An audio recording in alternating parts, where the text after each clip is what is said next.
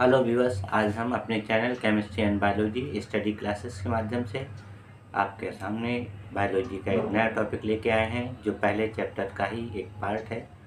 जो जनन क्या है, जनन के कितने भाग होते हैं और जनन का वर्गीकरण क्या है, आज हम इस पर चर्चा करेंगे। तो वीडियो स्टार्ट करते हैं।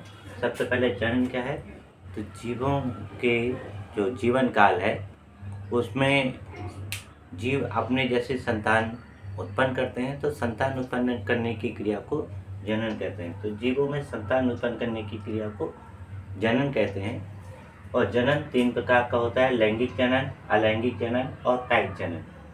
जैसे हमने सेक्सुअल रिप्रोडक्शन, एसेक्सुअल रिप्रोडक्शन और वेजिटेटिव रिप्रोडक्शन आपको बताया था। तो आपका सबसे पहला जो है सेक्सुअल रिप्रोडक्शन है क्या है।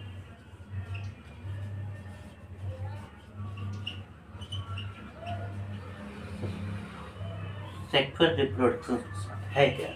तो सेक्सुअल रिप्रोडक्शन के लिए 2 विपरीत लिंगी जनक की आवश्यकता होती है।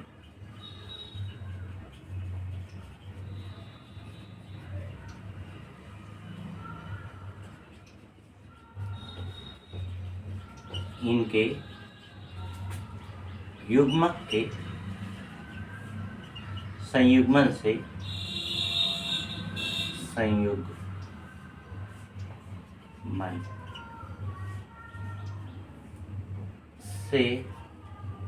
जाइगोट का निर्माण होता है। आपका जाइगोट का निर्माण होता है,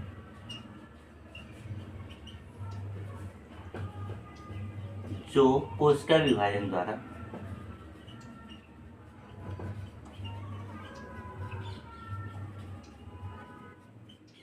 भ्रूण और बाद में संतान में बदल जाती है।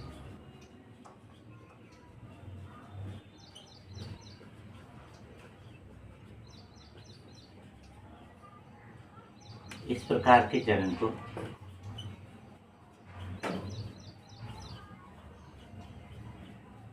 लैंगिक जनन कहते हैं।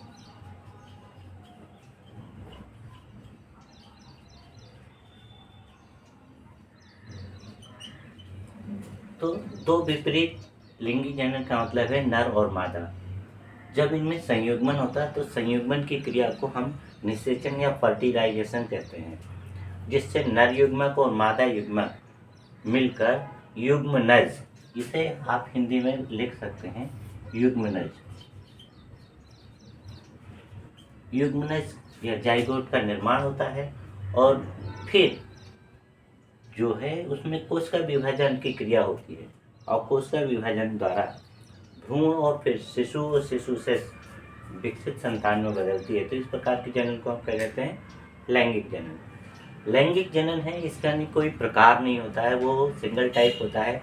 जितने भी विकसित जीव जंतु है इसमें लैंगिक जनन के कोई भेद नहीं होते हैं, सब में एक ही तरह से क्रिया होती है। विपरीत लैंगिक जंतु होंगे और उनके बीच में संयुग्मन या निषेचन की क्रिया के फलस्वरूप ही संतान उत्पन्न होती है। दूसरा जो है आपका अलैंगिक जनन है। दूसरा जो है आपका एसेक्सुअल ग्रुप।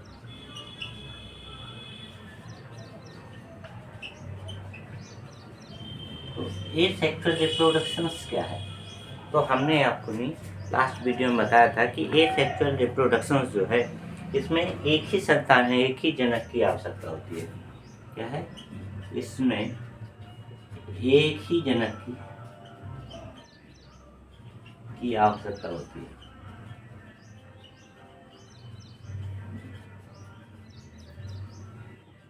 इसका मतलब है कि इसमें नर या मादा कोई एक जनक होगा और उसी के कोशिकाओं द्वारा आपका संतान उत्पन्न होती है। तो एक ही जनक की आवश्यकता होती है और इसके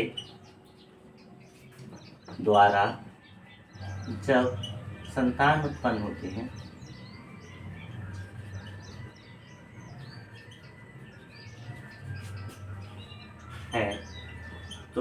इसे अलैंगिक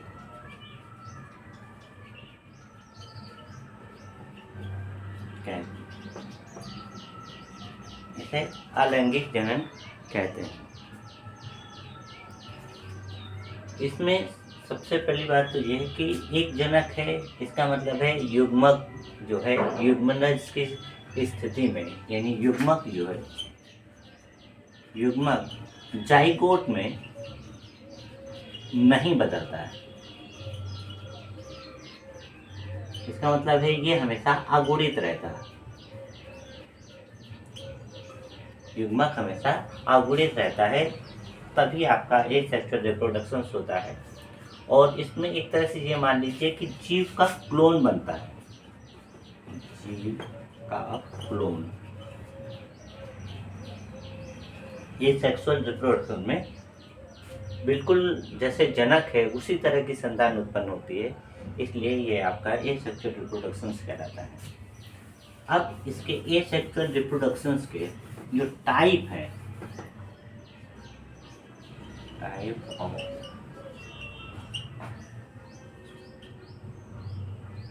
सेक्सुअल रिप्रोडक्शन,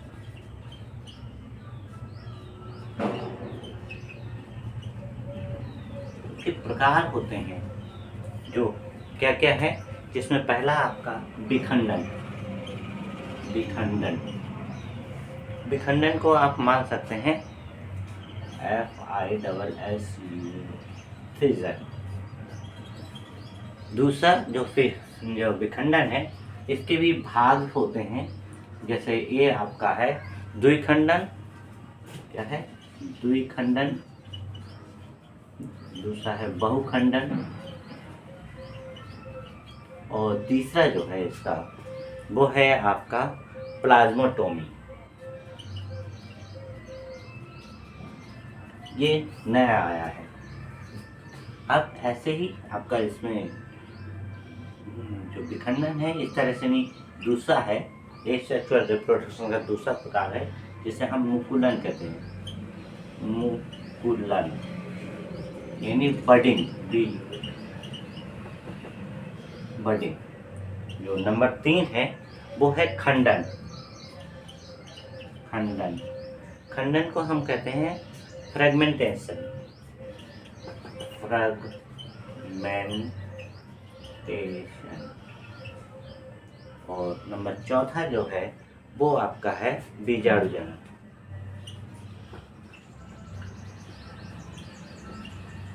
बीजाणुजनन जिसको हम स्पोरुलेशन कहते हैं।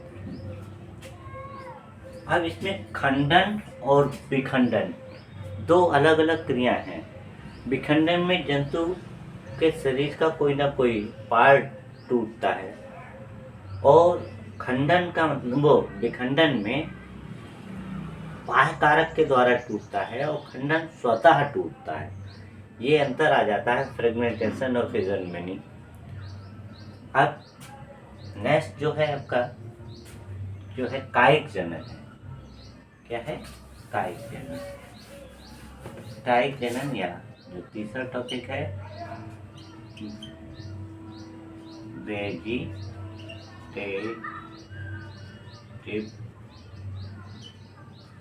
रिप्रोडक्शन। वेजिटेटिव रिप्रोडक्शन क्या है? तो वेजिटेटिव रिप्रोडक्शन का मतलब ये होता है कि जब हमारा कोई ऐसा रिप्रोडक्शन जिसमें शरीर के अंगों द्वारा नए जीव का निर्माण होता है, तो उसे वेजिटेटिव रिप्रोडक्शन कहते हैं। इसकी श्रेणी में जो होता है वो निम्न कुल के या निम्न श्रेणी के जितने जीव जंतु होते हैं उनमें पाया जाता है। तो निम्न तथा उच्च श्रेणी के जंतुओं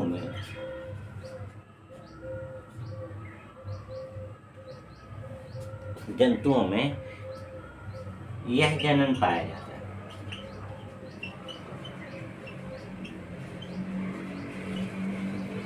निम्न श्रेणी और कुछ उच्च श्रेणी के जंतु में यह जनन पाया जाता है। इसमें जो है जंतु के कायिक यानी शरीर के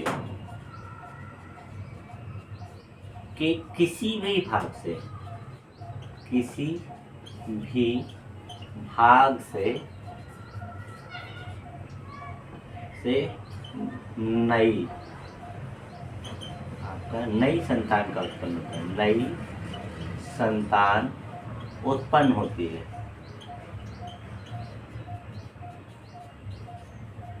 तो इस जनन को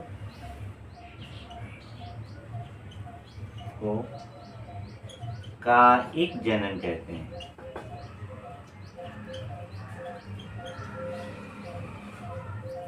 कायिक जनन के दो मुख्य भाग होते हैं। एक होता है प्राकृतिक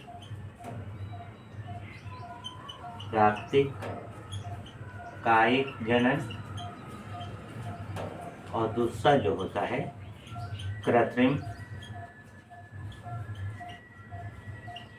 कायिक जनन। अब जो आपका प्राकृतिक कायिक जनन है, तो प्राकृतिक कायिक जनन और कृत्रिम कायिक जनन का थोड़ा सा देख लेते हैं।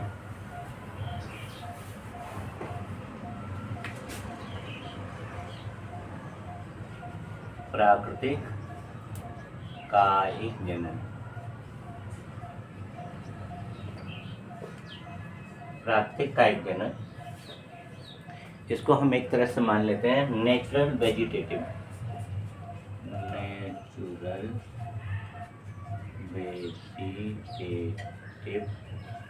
रिप्रोडक्शन।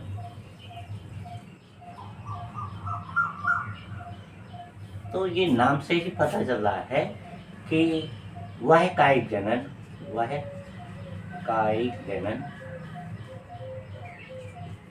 जो स्वतः होता है, स्वतः या प्राकृतिक या स्वयं स्वतः होता है, उसे क्या कहते हैं? प्राकृतिक कायिक जनन कहते हैं। इसके भाग होते हैं, जो प्रकार है वो है आपका तनों द्वारा होता है। तनों द्वारा आपको पता है कि तनों में जो है रूपांतरण पाया जाता है, जिससे तने स्वयं जनन की क्रिया करने लगते हैं। जैसे आपका नहीं है आपका कंद, घनकंद, प्रकंद, सल्ककंद,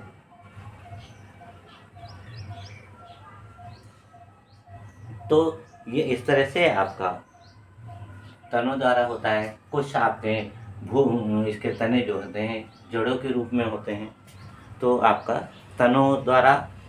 दूसरा है जड़ों द्वारा, तो जड़ों के रूपांतरण के रूप में नहीं आप कह सकते हैं कि उसका कुछ जड़ें भोजन को संचित कर लेती हैं और उसके आधार पर उसका आकार और रूप बदल जाता है। जैसे आपका है बलियाकार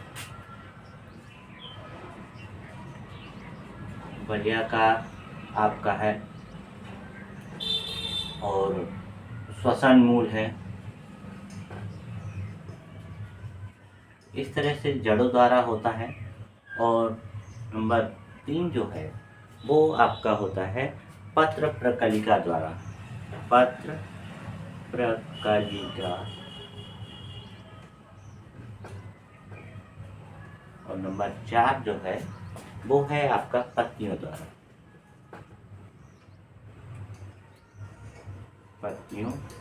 अब पत्तियों में आपको पता ही है कि जैसे आपका अजूबा के पौधे हैं या आपका ये जो पत्थरचटा नाम के पौधे हैं, उनमें पत्तियों द्वारा नए पौधों का जन्म होता है। तो इस तरह से ये जो पत्ती नेचुरल रूप से ही अपने लिए एक नए पौधे को जन्म देती है, तो वो सब प्राकृतिक कहलाते हैं। दूसरा जो है आपका, वो है कृत्रिम। क्या है?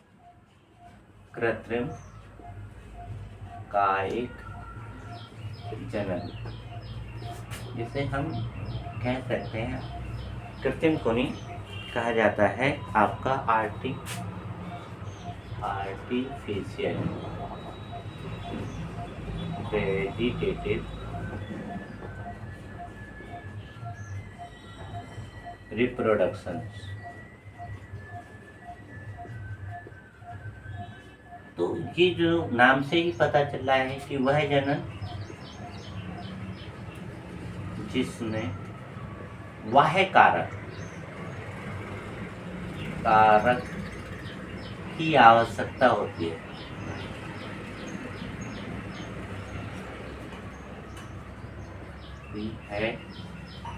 तो इस प्रकार के जनन को कृत्रिम कायिक जनन कहते हैं।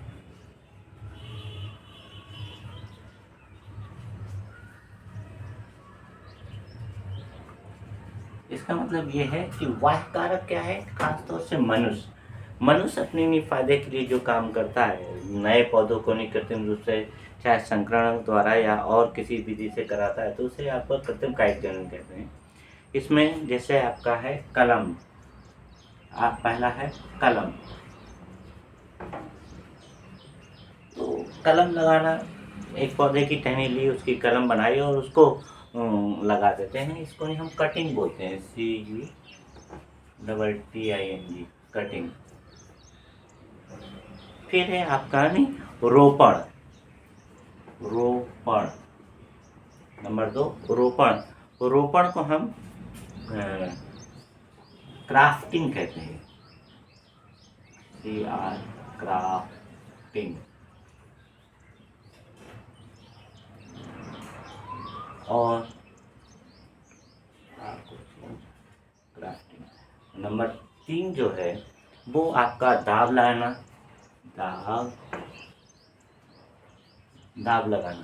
दाब लगाना को हम कहते हैं लेइंग, LAYEING, लेइंग। और चौथा जो है वो है आपका खूंटी बांधना।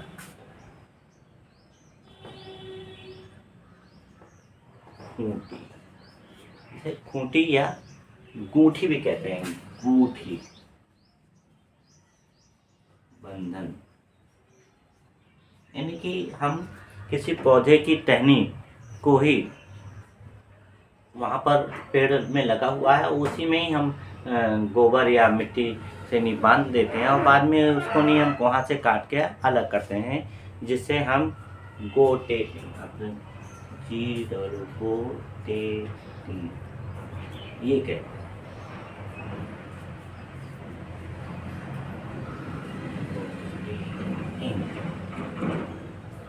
गोटेटिंग।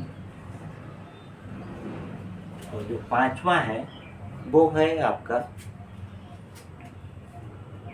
कलिका रोपण।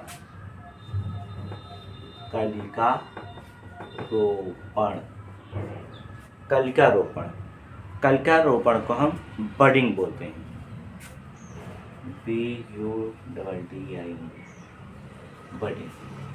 तो इस प्रकार से जनन और जनन का प्रकार है, उनका वर्गीकरण है, उसका अध्ययन किया है। आज की वीडियो में इतना ही। नेक्स्ट वीडियो में अध्ययन करेंगे। धन्यवाद।